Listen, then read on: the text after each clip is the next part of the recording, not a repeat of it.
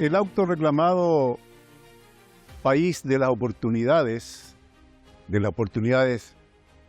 claro, para los monopolios, para las oligarquías, no para los migrantes, no para los pueblos originarios del país, no para los afrodescendientes, para los latinos, para los obreros, para los campesinos, no. Pero es el país de las oportunidades. Sí, claro, del lobby sionista, sin duda.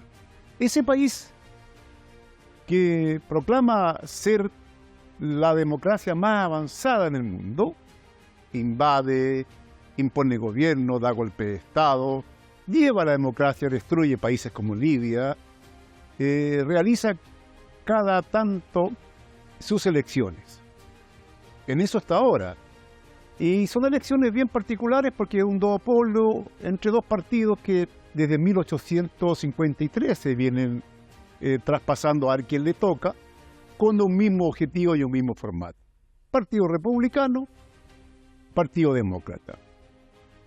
Kamala Harris es demócrata, Donald Trump republicano.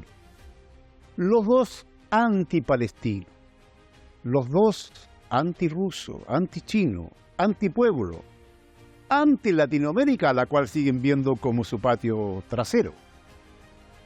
Realizan unas elecciones en que lo que manda es el dinero. Más de 400.000 millones de dólares cuesta esas elecciones. Ojo, la revista Forbes dice que Harry tiene a su haber 76 multimillonarios. Mientras tanto, Donald Trump un poquito menos, 49 multimillonarios. Y van detrás de los multimillonarios. Van en una farándula discursiva que no toca los problemas concretos que tiene el pueblo norteamericano, con un índice de un 13% de pobreza dura, con más de 2,5 millones de presos, sus cárceles llenas de presos. Es una cosa de un escándalo. Pero la violencia, la drogadicción, la situación de calle, los asaltos, la brutalidad policial continúa. Ese es el país de la democracia que está en elecciones y se presenta hacia el mundo como un ejemplo. Ejemplo que se repite en otros países, ¿no? En América Latina se cae mucho en eso del duopolio, en que se van cambiando sin que nada cambie. Varios países, incluido el mismo, Chile, es lo mismo. Se sigue el modelo del amo del norte, quien hoy día reinstala la política Monroe para América Latina en gloria y majestad. Claro, hay que traernos la democracia a su estilo. Es decir, trabajar para ello, darle los recursos naturales, en fin. Pero Estados Unidos sigue su desarrollo y el pueblo norteamericano es el que está en el centro. ¿Dónde está el lobby sionista? ¿Cómo funciona el lobby sionista sobre las dos grandes candidaturas? ¿De qué manera influye? ¿De qué manera está determinando la política? Donald Trump dice que a la República Islámica de Irán hay que hacerla desaparecer. Bueno, Kamala Harris dice que hay que impedir, y ella va a impedir que tenga la bomba atómica. Porque ella es la que decide, son ellos los que deciden qué pueblo puede tener bomba atómica o no. Total, ellos tienen más de 3.000 ojivas nucleares para hacer reventar varias veces el planeta. Pero ellos son demócratas. Ahí se realiza y existe la más amplia democracia. Eso es lo que nos venden en estas elecciones. Bueno, veremos los resultados, pero al final todo va a seguir igual, los pueblos luchando y el imperialismo tratando de oprimir. Esto es Negro y Blanco por Hispan TV. Soy Eduardo Artés.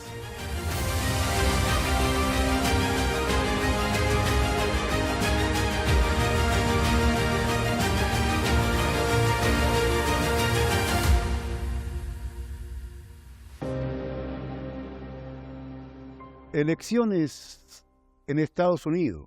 en la mayor democracia del mundo. Parece un chiste, ¿no? Pero veremos cuál democráticas son estas elecciones. Hay que develar las características, las formas que tienen, qué representan, qué intereses están en juego, ¿no? Y de verdaderamente se participa en forma efectiva el pueblo, no solamente en un carnaval, ya no solamente movidos por una cantidad de cientos de miles, de millones de dólares. Se hablan más de 400.000 millones de dólares. Es el PBI de más de 100 países. Eso es una elección en Estados Unidos. Se pelean los candidatos principales para ver quién tiene los multimillonarios a su lado. Claro, los otros candidatos ni siquiera se nombran. En este caso tenemos dos, Harry y Donald Trump. Y también vamos a ver en el contexto internacional que se dan, ojo, no es cualquier contexto internacional. Y vamos a ver si esto influye o no, o se mantiene una sola política. Pero para profundizar sobre eso, hoy día nos encontramos desde Estados Unidos con un uruguayo estadounidense. Él es Jorge Mahfoud. Él es novelista, ensayista, es un analista internacional, profesor universitario, ha ejercido en diversas universidades estadounidenses. Jorge, bienvenido acá a Negro y Blanco por Hispan TV. Un gusto, Eduardo, estar en tu programa. Muchas gracias. Jorge, ¿en qué contexto se da en la interna de Estados Unidos? ¿No? ¿Realmente se puede hablar de unas elecciones democráticas? ¿Qué pasa con los terceros candidatos o los terceros partidos? ¿Cómo se expresa esto a nivel real de la ciudadanía norteamericana? Bien, empezamos por un tema bien amplio, pero quisiera conectarlo con lo primero que dijiste cuando hablaste de la mayor democracia de Estados Unidos. Generalmente el pensamiento y la propaganda se manejan con eslóganes. ¿Sí? La propaganda no puede ser algo complicado, tiene que ser un eslogan. Y ese es uno de los eslóganes, uno de los mitos. Por número, como democracia liberal, sería India. Podríamos decir, bueno, tal vez por historia, que no ha tenido ninguna dictadura desde 1776. Bueno, eso es lo que vengo hace décadas ya cuestionando, de que no se puede llamar democracia a un sistema que por 100 años tuvo legalmente la esclavitud, y después por muchas otras generaciones tuvo leyes discriminatorias, de apartheid, etcétera. No se puede llamar democracia. Y ahora si vamos a los últimos tiempos, luego de los grandes progresos que se hicieron, especialmente en los 60 con los movimientos por los derechos civiles, de Martin Luther King y Malcolm X, diferentes movimientos en favor de las minorías étnicas, raciales, como quieran llamarlo, sexuales, mujeres, etcétera. Podemos decir, bueno, hubo cierto progreso en ese aspecto que ha sido luego, se está revirtiendo.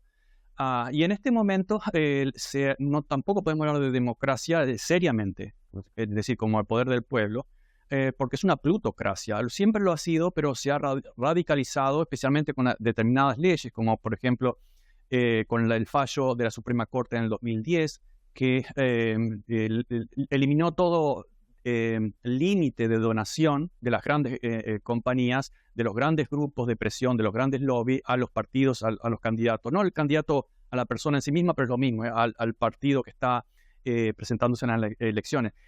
Solamente este fallo de la Corte Suprema, que es altamente politizada, claramente politizada, por algo lo eligen los presidentes y se discute tanto en el Parlamento si lo aceptan o no.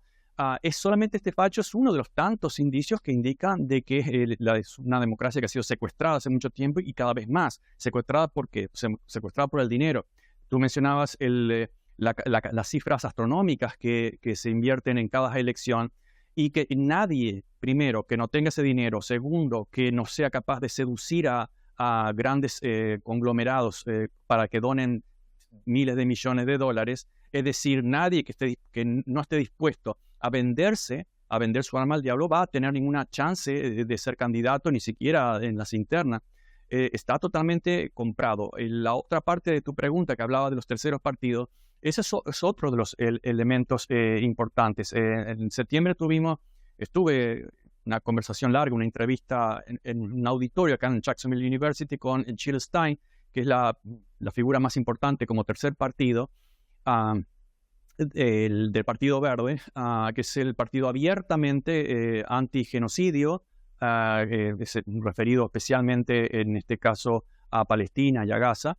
Es el partido contra los abusos de las grandes corporaciones que están destruyendo este planeta. Nunca antes el planeta estuvo, o la humanidad estuvo en riesgo o fue cuestionada antes que en este momento, gracias a un sistema totalmente que no sabe resolver sus problemas, sino de continuar aumentando el poder concentrado de esas megacorporaciones, megafinancieras que casi todas están en Estados Unidos, algunas en Londres también, pero en gran medida en Estados Unidos, creando dinero de la nada, etc.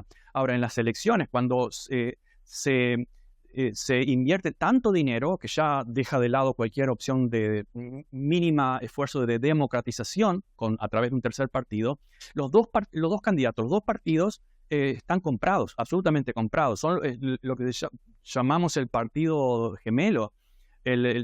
Si uno escucha los discursos de Kamala Harris, de Trump, se pelean porque es parte del circo para levantar los ánimos, el odio, la rabia de la gente común, pero sus propuestas son absolutamente las mismas, sobre todo en política exterior. Los dos están a favor de continuar las masacres, no solamente en Palestina, sino seguir apoyando sin ninguna salida de diálogo el problema y la guerra en Ucrania, y luego seguir bombardeando el Líbano y seguir demonizando Irán y seguir demonizando China cuando nunca hemos sido atacados por ellos. Así es, Jorge. Vamos a ir a una pausa y vamos a continuar inmediatamente contigo y viendo esto, pues, hasta dónde esto tiene democracia, que pareciera ser que no es tanto.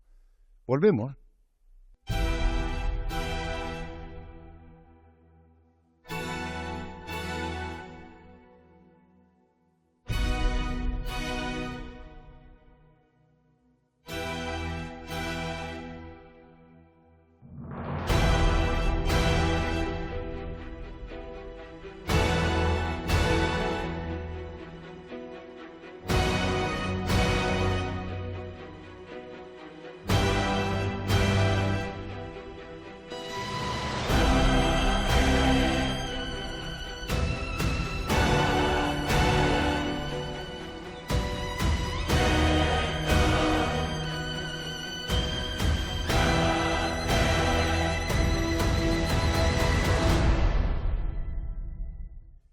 Estamos de vuelta con Jorge Mahfoud, ¿no? Desde Estados Unidos.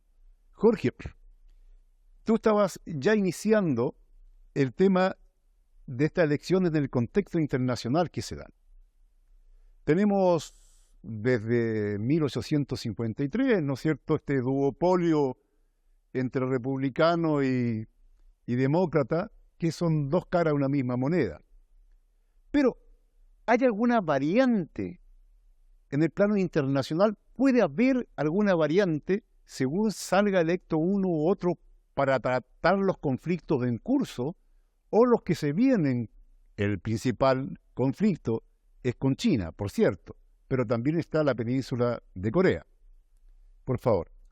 Sí, la península de Corea o inventar más fricciones en Taiwán, como lo hizo Nancy Pelosi hace unos pocos años.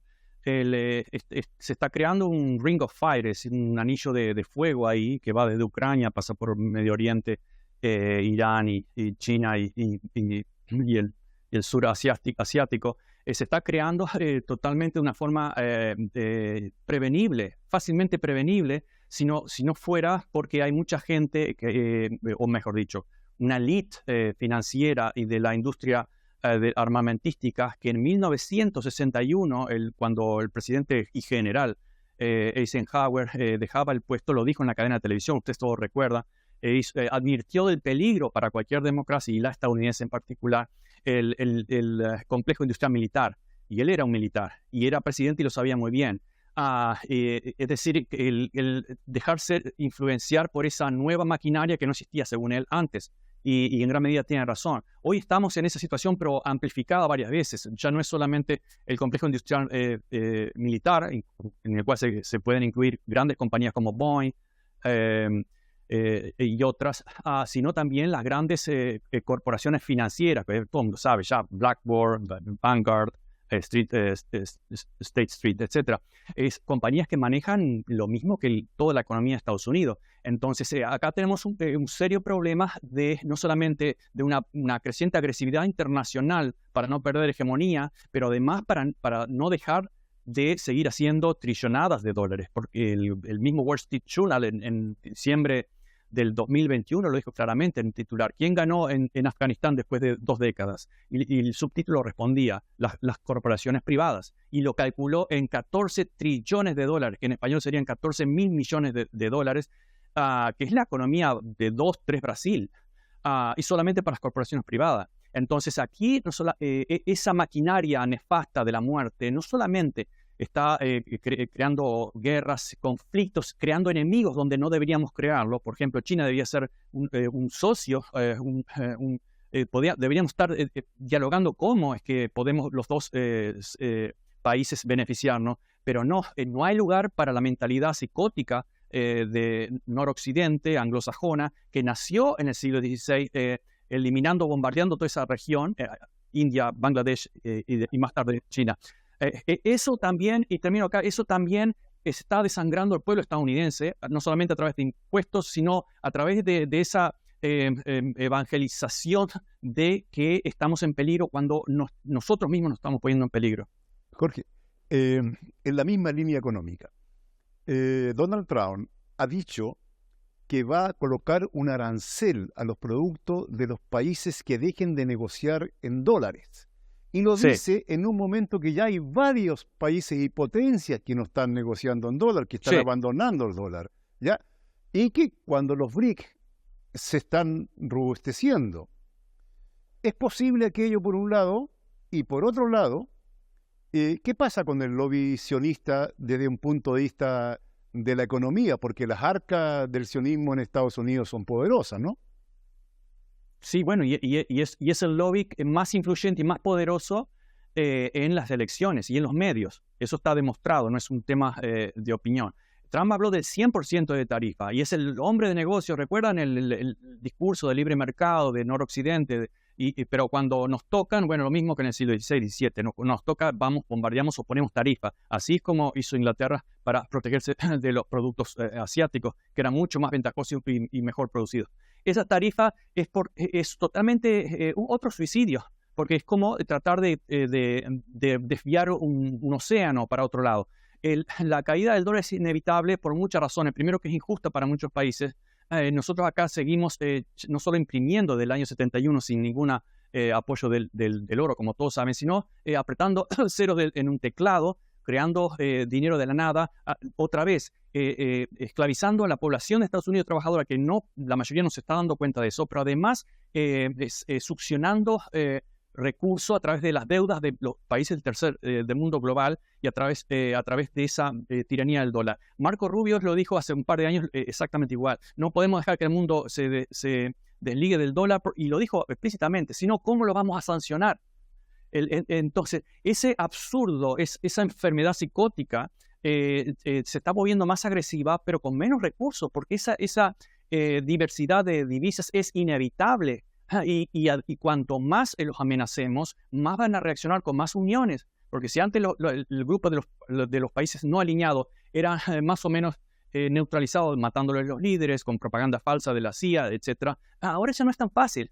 Entonces, ¿cuál es la otra opción? Bueno, si el dólar muchos entienden, el dólar inevitablemente va a perder su hegemonía. Va a ser una moneda importante, pero ya no la hegemonía imperial, que lo era hasta hace poco. Entonces, el plan B es, probablemente, es actuar a través de las nuevas tecnologías militares, inteligencia artificial, y dominar el resto del mundo, seguir dominando el resto del mundo de esa otra forma. Jorge,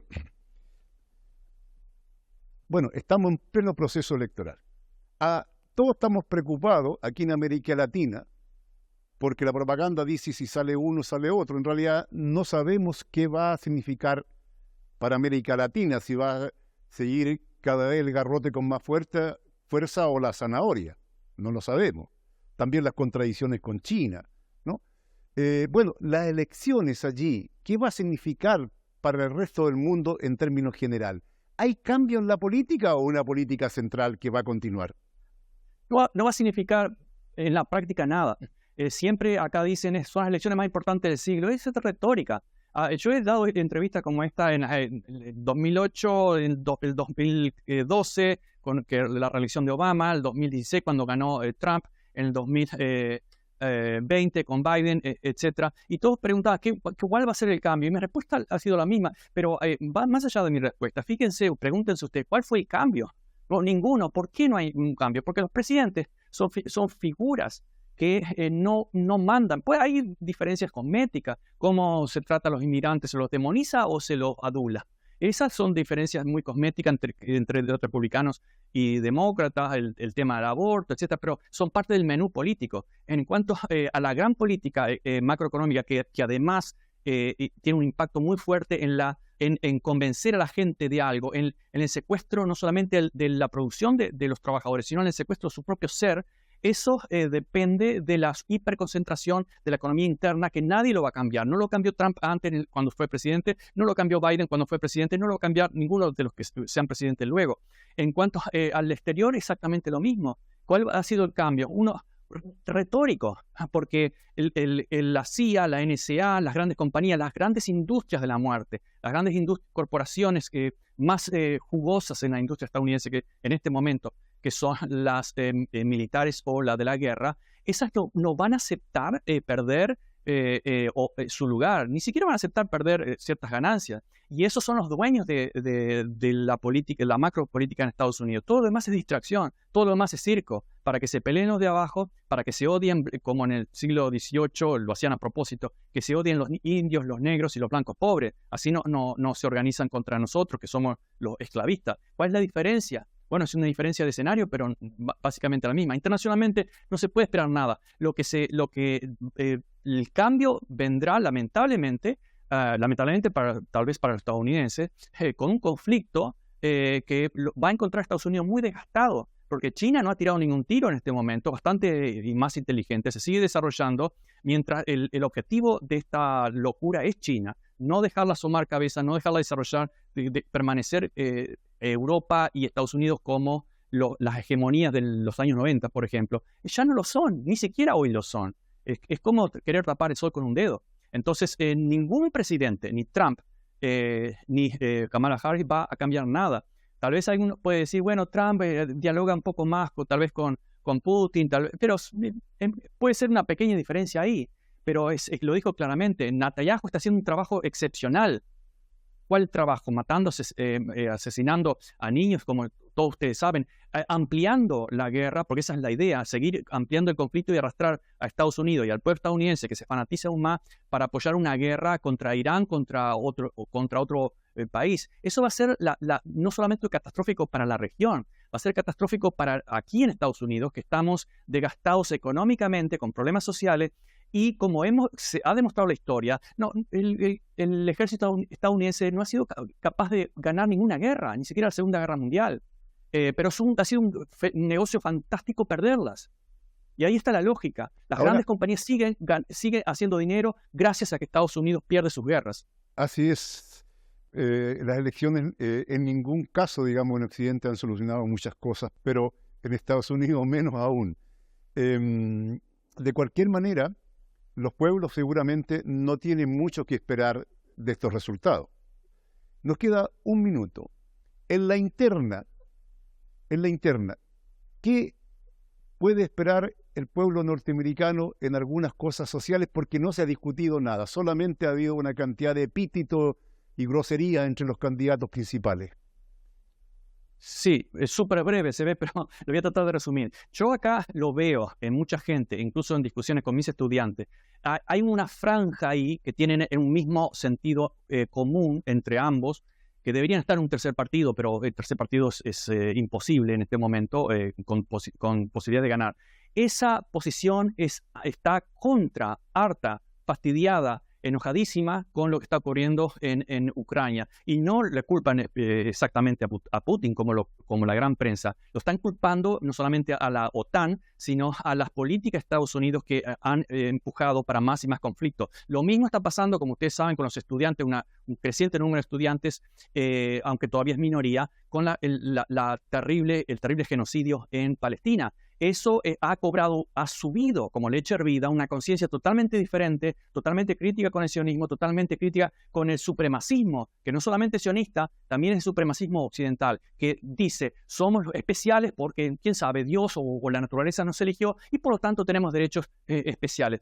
Lo dijo la semana pasada Kamala Harris en una entrevista en televisión. El presidente de los Estados Unidos debe establecer un estándar no solo para nuestra nación, sino también para entender el estándar que nosotros como nación debemos establecer para el mundo. Y si no cambian más esta gente, sea de derecha o de izquierda. Muchas gracias, Jorge, por haber estado con nosotros aquí en Negro y Blanco, ya, por Hispan TV. Gracias, Eduardo. Gracias.